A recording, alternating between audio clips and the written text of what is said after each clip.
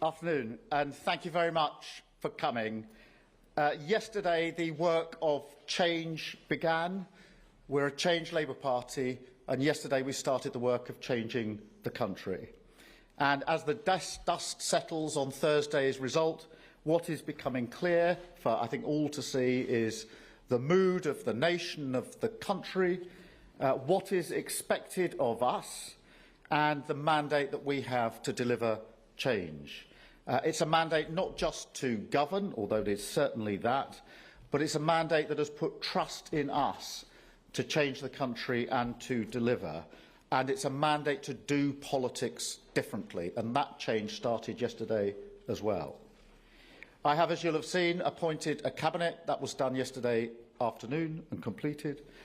Some went to the Privy Council this morning to receive their seals, which was a moment in history. We followed that with the first cabinet meeting of the Labour government of 2024. At that cabinet meeting, I had the opportunity to set out to my cabinet precisely what I expect of them in terms of standards, delivery, and the trust that the country has put in them. And yesterday, I met Laurie Magnus, the independent advisor on standards, to discuss how we deliver in government.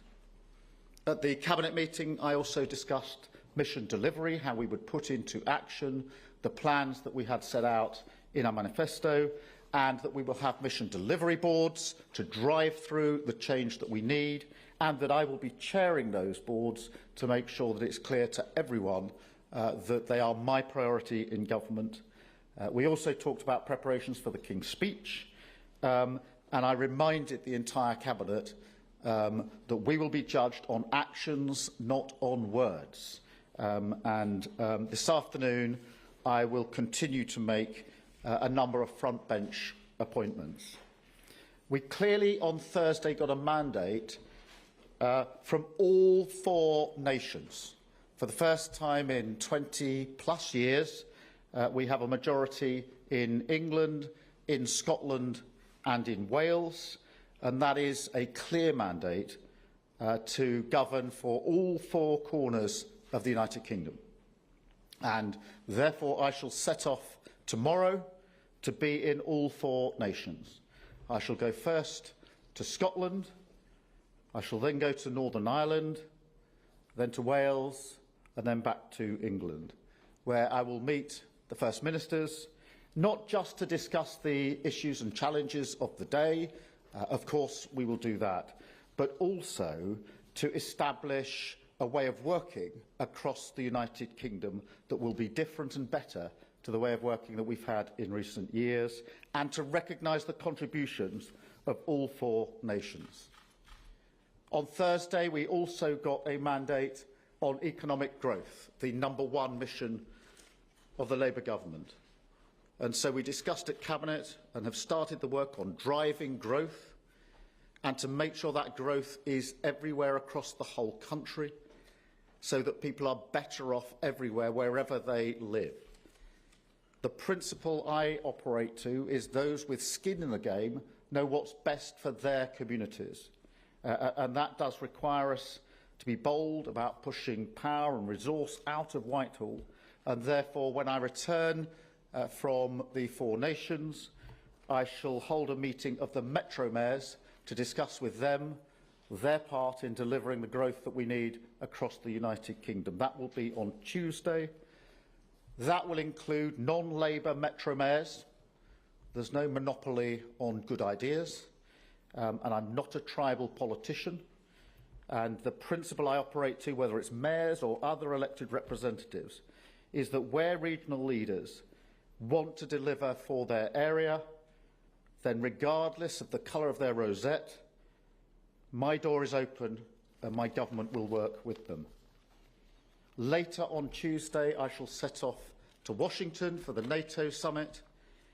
I've already had a number of international calls, as you will know and as you would have expected, to establish the relations across with other countries, to have really important discussions about Ukraine and other pressing issues.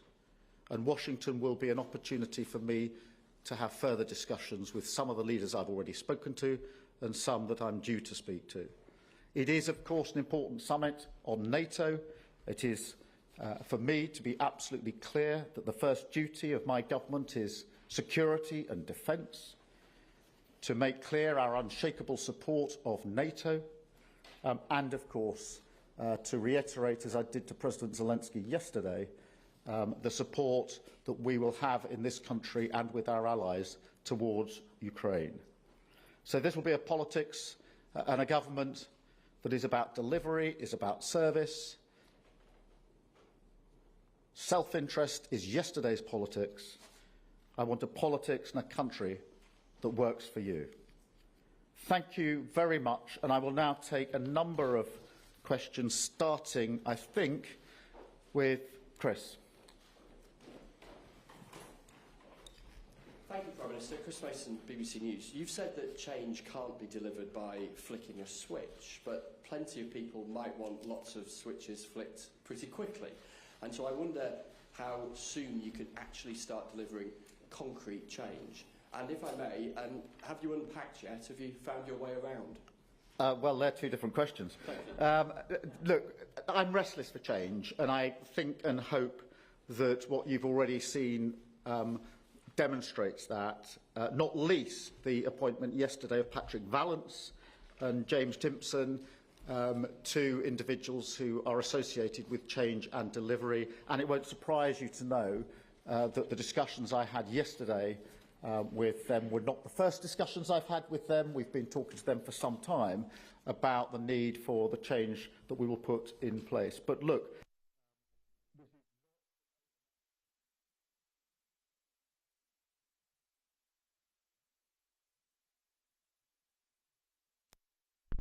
years, it is going to take time, but we've started. We've got plans in place. Up until the election, I was clearly not wanting to get ahead of the election result, but we have been planning for months, hitting the ground running. I have had extensive conversations myself, as has the now Cabinet, with all those that they need to deliver with, which are to ensure that we can hit the ground running and put into place the plans that we need. There will be further announcements coming over coming days. But that preparation has been extensive over the last 6 months. I've required all of my now Cabinet to have gone through on their brief the decisions that need to be taken, the people they're going to talk to in relation to those decisions. That work has been going on for 6 months or more, and that means we can hit the ground running. But look, it is not an overnight exercise changing the country. Thank you, Chris. I'll go to Beth, please. Thank you very much. Prime Minister, you have won a massive majority, but your vote share is quite low. It's much lower in terms of voter support than Blair in 1997. You talk about the mood of the country. I think you have some ideas as to why. Can you give us one concrete thing that you will promise voters you will deliver in your first 100 days to make them believe the change message? And if you'd indulge us, millions of people saw that exit poll drop. Some of them gasped. What was your emotion when you saw it? Thank you. Thank you very much. Look, the thing that's changed already is the mindset of government. It's a mindset of service, of country first, party second. That's not a slogan. That is the test for all of our decisions. So when submissions come to me from the Cabinet, when I've had to take decisions, which I've already had to, of course, the principle is country first, party second, and that's the driving principle. So that change has already happened.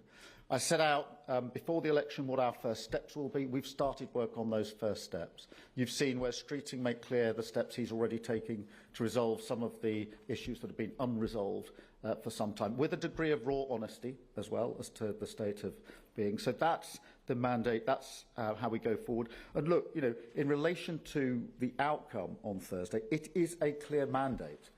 We argued for change. We've got that mandate, and we've got it in for all 4 nations, and that is really important for us as well. I was pleased to see that exit poll. I didn't believe it until, like everybody else, I stayed up to watch every single result come in, peppered with the speeches I gave, including the one at 5 a.m. at the event that we held. But it was only as the final results came through that I was confident that we'd got to where we needed to be to do the work that we need to do. Chris, I didn't answer the second part of your... As to finding my way around, I've got a basic understanding of the rooms I've used so far here, and that's good, but there are plenty of hidden places I'm yet to discover. And no, we're not unpacked quite yet, but we will be soon, and we'll be moving in soon. But there's a bit of work to do before then. And of course, I'm off to Washington on Tuesday. Thank you very much, Beth. Robert.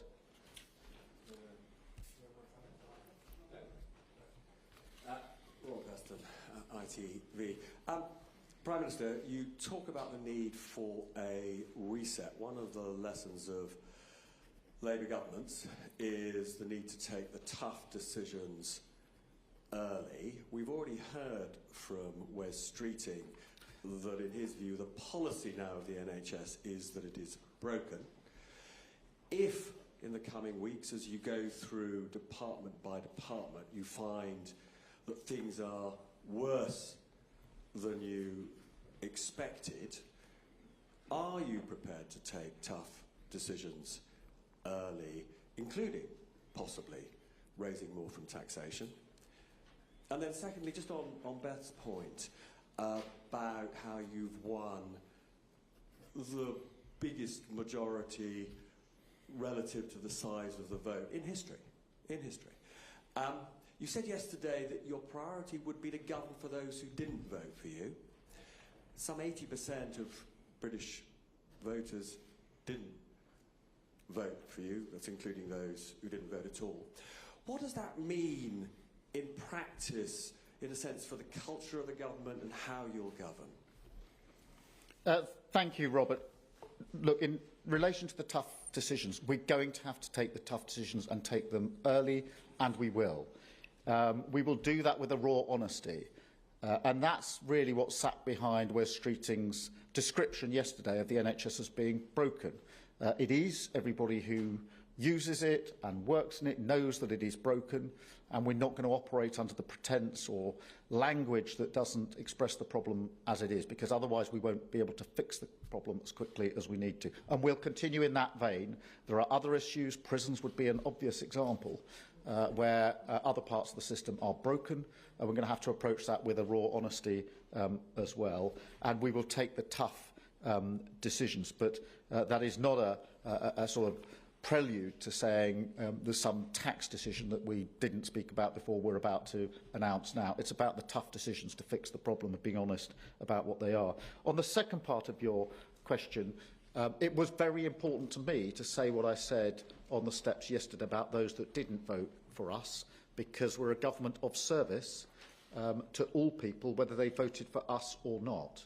And I include within that people who voted Labour for the first time on Thursday, because across the country in many places people will have voted Labour for the first time, perhaps never having voted Labour before, and I recognise that, and that they've put their trust and confidence in us, and we have to repay that, so we hold them in our mind's eye. People who didn't vote for us need to know that we will serve them, that we will not turn our back on people just because we don't think they voted for us. We'll govern for the whole country, and that's what I meant by what I said yesterday. It's about taking the country forward and doing that, in conjunction with our First Ministers, doing that in conjunction with our mayors and other elected representatives across the areas, so that we can govern for the whole of the country and take the country forward and turn our back on tribal politics and simply picking issues we want to fight just for the party politics of it. That's what's gone wrong, in my view, in the last few years, where priorities are simply set by party advantage rather than country first. And that's an example of what I mean by country first, party second. And that's the approach we'll take. Thank you, Robert. Paul, Channel 4. Good afternoon, Prime Minister. Firstly, have you got used to hearing yourself get called that yet? And secondly, if I may, just picking up on Chris's point there, that you said progress isn't going to be like flicker a light switch. You've said that it's going to take a while. But for people at home who are feeling pinched, who are feeling desperate, when can they expect things to start getting any better? A year from now, 2 years from now, before the next election, or perhaps never? Well, look, on the first question, yes, I'm getting used to it. I'm very happy to be called Keir or Prime Minister, I do recognise, and I said this to the Civil Service yesterday, why for them it is important to refer to the office holder as Prime Minister because they're serving the office. I recognised this when I was Director of Public Prosecutions, and it is actually important to them to use the title because it reinforces in them what they are doing by way of public service, and I respect that and understand that. I'm perfectly happy to be called Keir, but I do recognise why that happened.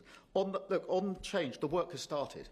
And we will deliver change as quickly as we can, and that will include change, within the early months and years of the government. It won't be a question of simply saying nothing's going to change until towards the end of the first term, but different change will be delivered at different speeds, inevitably.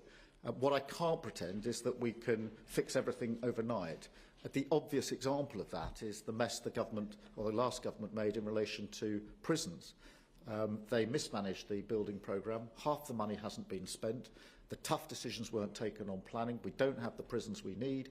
And I can't build a prison in 24 hours. But we can get to grips with the planning aspect of that straight away. We can push on. Half the money has not been spent, and we will do that straight away, but it will take time. Thank you very much. Aggie from LBC. Very much. You've mentioned prisons now a couple of times, Prime Minister. I wonder whether you agree with your new prisons minister that only a third of people in prisons should definitely be there. Well, look, the prison minister has huge experience here and has invested a huge amount over many years in relation to prisons, and that's why I wanted to make that appointment. We do need to be clear about the way in which we use prisons. We need to get away from the fact that for so many people come out of prison, they're back in prison relatively quickly afterwards. That is a massive problem that we have in this country that we do need to break. And that's why I was very pleased to put James into post, someone who hasn't just talked the talk, has actually walked the walk for many years in this respect. And I think I was very pleased to make that appointment, very pleased to have spoken with him about the change that we can bring about. Thank you. I'll go to Caroline. Thanks very much. Caroline Wheeler from the Sunday Times, and congratulations, Prime Minister, on your victory. It seems to be a theme here that we're talking about you want to hit the ground running. I'm just wondering, in terms of the NHS, when can you commit to getting those 40,000 additional appointments up and running? Is that something you can do within the first year? And as you head out towards NATO, how quickly do you think that you can reach 2.5% on defence spending in terms of GDP? And if I may, just something very close to my heart, will you recommit to the previous government's proposals to compensate the victims of the contaminated blood scandal, which is estimated to cost £12 billion? Let's do those in reverse order. The third answer is yes. It's very important for reasons that you know better than most in terms of your personal involvement in the campaign that led ultimately to a belated but at least better outcome. So yes is the answer to that. On the 2.5%, look, we are committed to it for all the reasons I said in the campaign.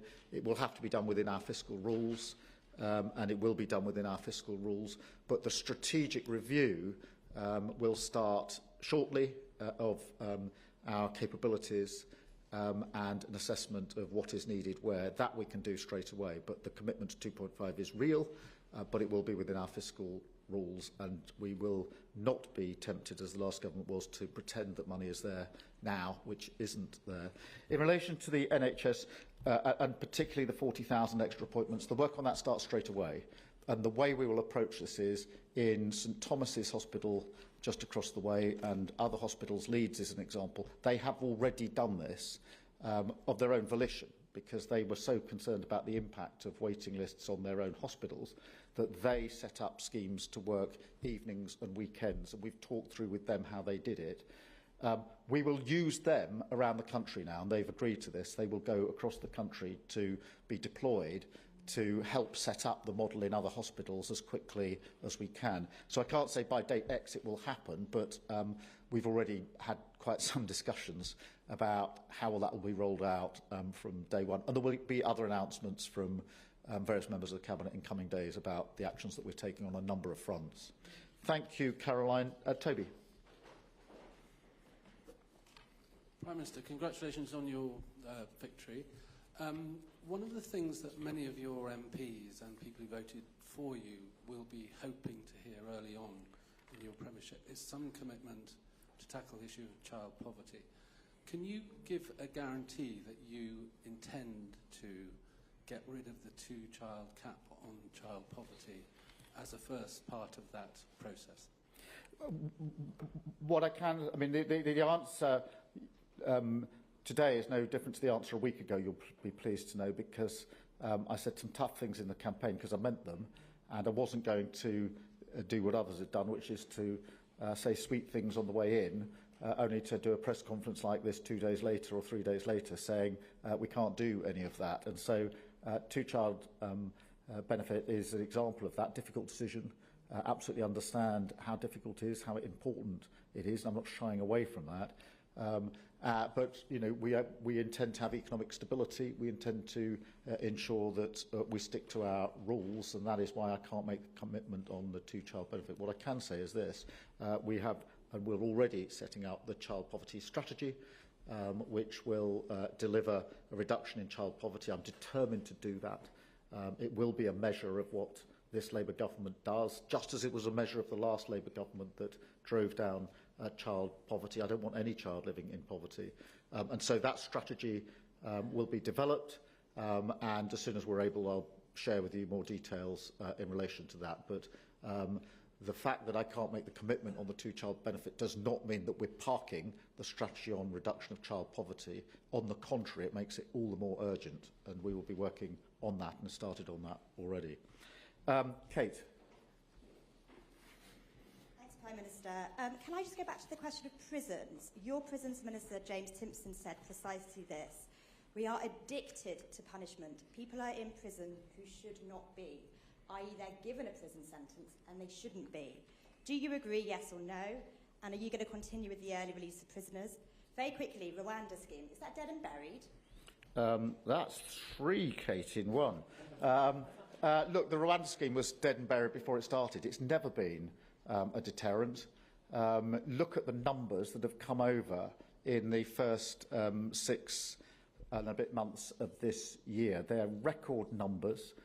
That is the problem that we are inheriting. It has never acted as a deterrent, almost the opposite, because everybody has worked out, particularly the gangs that run this, that the chance of ever going to Rwanda was so slim, less than 1%, that it was never a deterrent. The chances were of not going and not being processed and staying here, therefore, in paid-for accommodation for a very, very long time. It's had the complete opposite effect.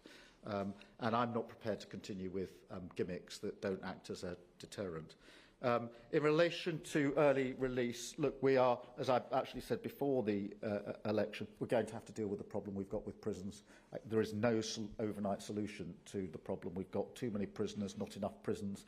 That's a monumental failure of the last government.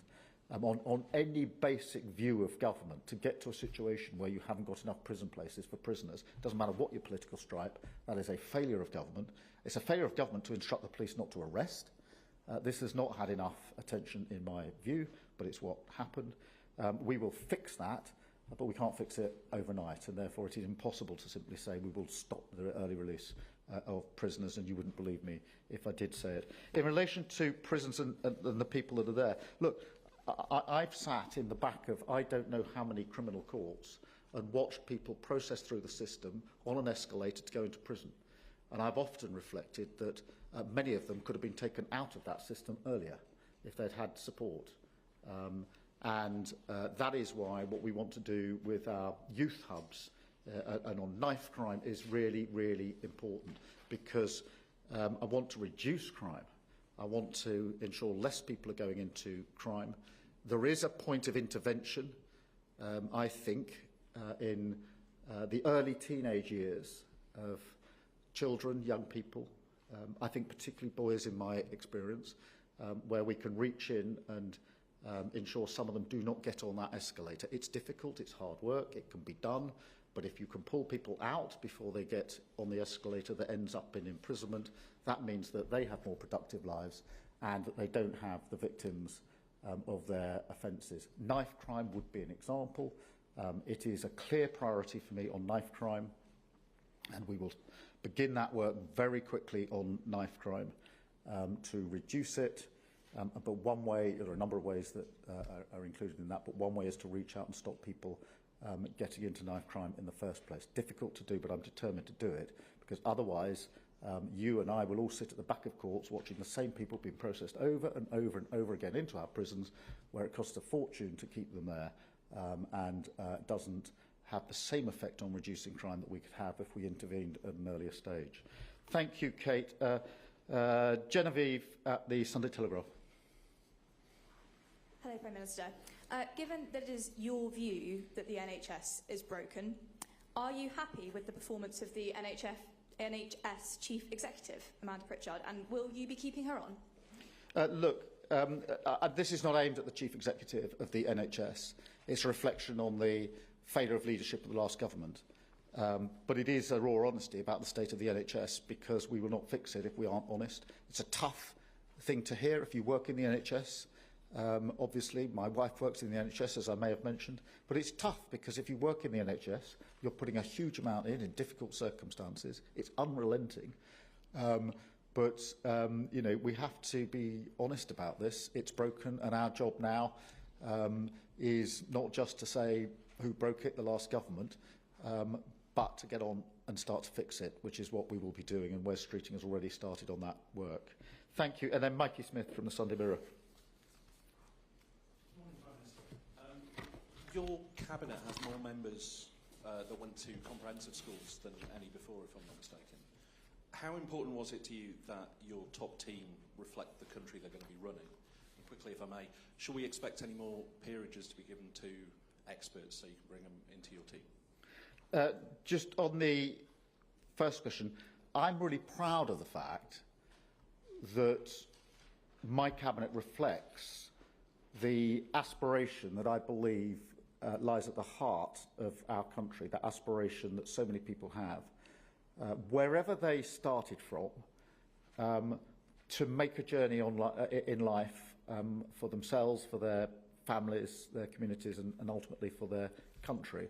And I said that at the cabinet meeting this morning, that I'm proud of the fact that we have people around that cabinet table who didn't have the easiest of starts in life, but to see them sitting in the cabinet this morning was a proud moment for me and for this changed Labour Party, and a reinforcement of my belief in that aspiration, which is a value that I use to help me make decisions. It's an anchor for me. In relation to future peerages, well, look, I don't want to get ahead of myself. We are making further appointments this afternoon in relation to the front bench. But I think you can see from the appointments I made yesterday just how important they are. You know, Patrick Balance, I think anybody who knows him knows his commitment to delivery, James as well, and of course Richard Hermer as Attorney General, who has already taken the opportunity to make clear the importance of the rule of law in the decisions that we take and the way that we operate as a government. Thank you all very much indeed. Thank you. What international question? Thank you.